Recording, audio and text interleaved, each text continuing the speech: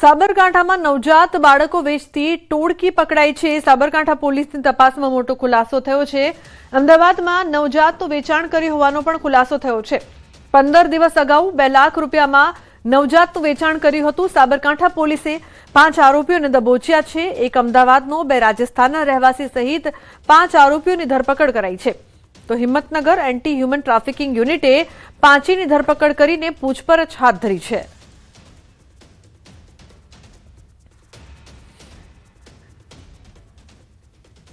અમદાવાદમાં નશાખોર યુવકે નાસ્તાની દુકાન પર મચાવ્યો હતો હંગામો। કુહા ગામ ખાતે યુવકે નાસ્તાની દુકાન પર બબાલ કરી હતી। પોલીસ કર્મચારી હોવાની ઓળખ આપીને રોફ જમાવ્યો। લોકોએ યુવકને મેથી પાક ચખાડી પોલીસને આ અંગે જાણ કરી છે। યુવકની કારમાંથી દારૂની બોટલ મળી આવી છે।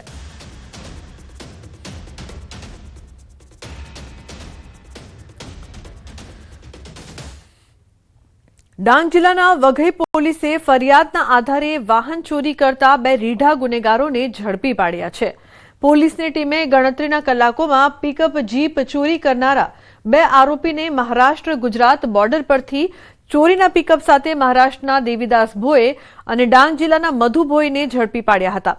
પકડાયેલા આરોપીની પોલીસે કડક રીતે પૂછપરછ કરતા આરોપીઓએ ડાંગ અને નવસારીના વાંસદા તાલુકામાંથી અન્ય ગુનાઓની કબૂલાત કરી હતી। આરોપી પાસેથી પિકઅપ સહિત ચોરીના 3 મોટરસાયકલ, સબમર્સિબલ મોટર તેમજ ઇલેક્ટ્રિક સામાન મળીને કુલ 10 લાખથી વધુ મુદ્દામાલ રિકવર કરવામાં વઘઈ પોલીસને સફળતા મળી છે। આરોપી એક દેવીદાસભાઈ ભોએ અને મધુભાઈ ભોએ નાઓને અટક કરેલ છે। ત્યારબાદ તેઓને રિમાન્ડ લેવામાં આવ્યું। રિમાન્ડ દરમિયાન તેમના બીજા 2 મોટરસાયકલ જે વાસ્તા હદના અને એક મોટરસાયકલ આહવા પોલીસ સ્ટેશનની હદમાંથી ચોરી કે ઠગાઈ કરીને લઈ ગયા છે, તે રિકવર કરવામાં આવેલ છે। અમરેલી ભાવનગર સોમનાથ હાઈવે ઉપર કાર સળગી। રાજુલા તાલુકાના કડિયાળી નજીક કારમાં સળગી ઉઠી। ભૂંડ આવતા બ્રેક લગાવ્યા બાદ કોઈ કારણોસર કારમાં આગ લાગતા ચાલક બહાર નીકળી જતા બચાવ થયો। તો પીપાવાવ મરીન પોલીસ ઘટના સ્થળે પહોંચી હતી। રાજુલા ફાયર સ્ટેશનની ટીમ છે તે પહોંચી હતી। ઘટના સ્થળે કારમાં માત્ર ચાલક એક વ્યક્તિ હતો સવાર, જેનો બચાવ થયો છે।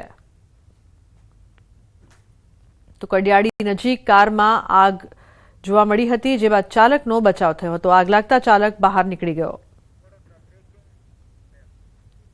વડોદરાના આલમગઢ ગામ પાસે 4 યુવાનો તળાવમાં ડૂબ્યા। 2 યુવાનોને તરતા આવડતું હોવાથી સુરક્ષિત બહાર નીકળ્યા।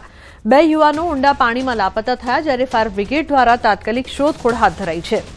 4 યુવાનો નહાવા માટે તળાવમાં ઉતર્યા હતા। જરોદ પોલીસ ઘટના સ્થળે પહોંચીને વધુ તપાસ હાથ ધરી છે।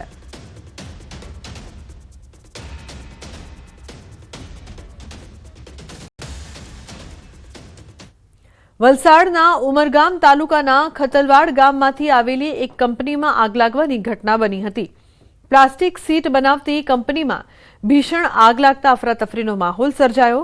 કંપનીમાં પ્લાસ્ટિકનો કાચો અને તૈયાર માલ મોટા જથ્થામાં હોવાથી આગે જોતજોતામાં વિકરાળ સ્વરૂપ ધારણ કર્યું, જેને કાબૂમાં લેવા માટે આસપાસના વિસ્તારોમાંથી 5થી વધુ ફાયર ફાઇટરોની ટીમોએ ભારે જહેમત બાદ આગ પર કાબુ મેળવ્યો હતો। સદનસીબે આ દુર્ઘટનામાં કોઈ જાનહાનિ કે ઈજાના અહેવાલ પ્રાપ્ત નથી થયા। જોકે આગ લાગવાનું ચોક્કસ કારણ હજુ સુધી જાણી શકાયું નથી।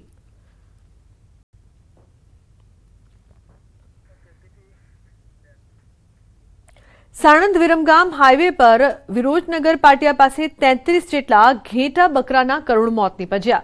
વિરોચનનગર પાટિયા પાસે થોડા દિવસ પહેલા ટ્રિપલ અકસ્માત સર્જાયો હતો। આ અકસ્માતમાં ટેન્કરમાં રહેલું કેમિકલ રોડની બાજુમાં પડેલા ખાડામાં ઠલવાયું હતું। આ કેમિકલ આ અબોલ જીવે પીતા ટપોટપ 32 ઘેટાના મોત નીપજ્યા હોવાનો દાવો કરાયો છે। માલધારીઓ કચ્છમાંથી પોતાના પશુઓ લઈને નીકળ્યા હતા। ઘટનાની જાણ થતાં સ્થાનિક પોલીસ ઘટના સ્થળે પહોંચી અને તપાસ હાથ ધરી છે। જીપીસીબી દ્વારા કડક તપાસ કરવા સ્થાનિકોની માંગ છે।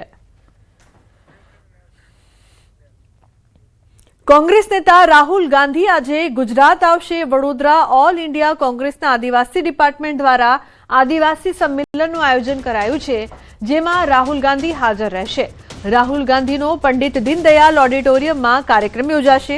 પોતાના અધિકારો માટે લડત કરતા આદિવાસી યુવાનો સાથે રાહુલ ગાંધી સંવાદ કરશે। આજે બપોરે 1 થી 6 વાગ્યા સુધી આ કાર્યક્રમ યોજાશે।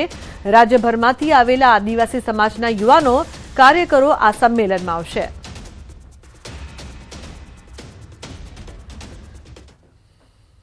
આદિવાસી સમાજના જળ જંગલ જમીનના અધિકારો છીનવાઈ રહ્યા છે।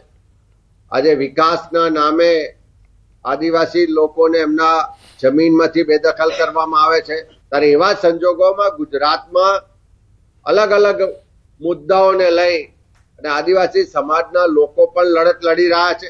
એના ઉત્થાન માટે, એની પ્રગતિ માટે, એના વિકાસ માટે જે કામ કરી રહ્યા છે એવા તમામ લોકો સાથે સીધો સંવાદ કરવા માટે આજે દેશના જનનાયક તરીકે એક એક વ્યક્તિના હૃદયમાં જેમનું સ્થાન છે એવા વિરોધ પક્ષના નેતા રાહુલ ગાંધીજી ગુજરાત આવી રહ્યા છે।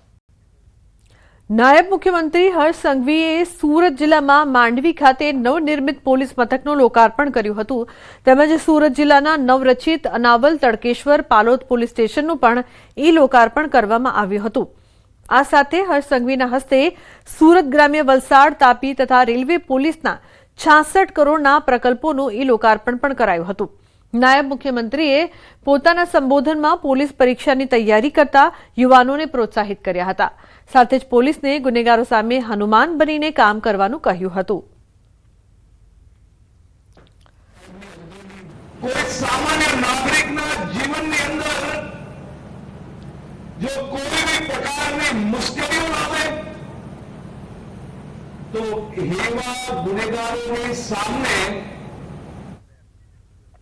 મુખ્યમંત્રી ભૂપેન્દ્ર પટેલે મહેસાણા જિલ્લાને 938 કરોડથી વધુના વિવિધ વિકાસલક્ષી પ્રકલ્પોની ભેટ આપી હતી। 630 કરોડના વિકાસ કામોનું ખાતમુહૂર્ત, 168 કરોડના વિકાસ કામોનું ભૂમિપૂજન અને 140 કરોડના વિકાસ કામોનું લોકાર્પણ કર્યું હતું। વિસનગર એપીએમસી મેદાન ખાતે જાહેર સભા સંબોધી હતી। મહેસાણા જિલ્લાનું કોઈ ગામ, શહેર જેવી સુવિધાઓથી વંચિત ન રહેવું જોઈએ એના ઉપર મુખ્યમંત્રીએ ખાસ ભાર પણ મૂક્યો હતો।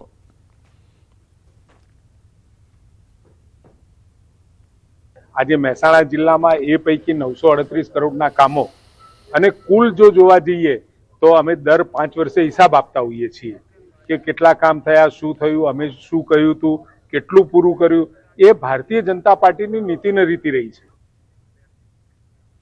રાજકોટ ગ્રામ્ય એસઓજીની શાપર વેરાવળમાં મોટી કાર્યવાહી। ગેરકાયદેસર ગેસ રિફિલિંગ કરતા શખ્સોને ઝડપી પાડ્યા। સાંઈ પ્રેમ ગેસ એજન્સીમાં કૌભાંડ બહાર આવ્યું છે। ફાયર સેફટી વિના રિફિલિંગ ગેસ સિલિન્ડરની કાળાબજારી। એસઓજીએ દરોડો પાડી 600 ગેસના સિલિન્ડર કબજે કર્યા।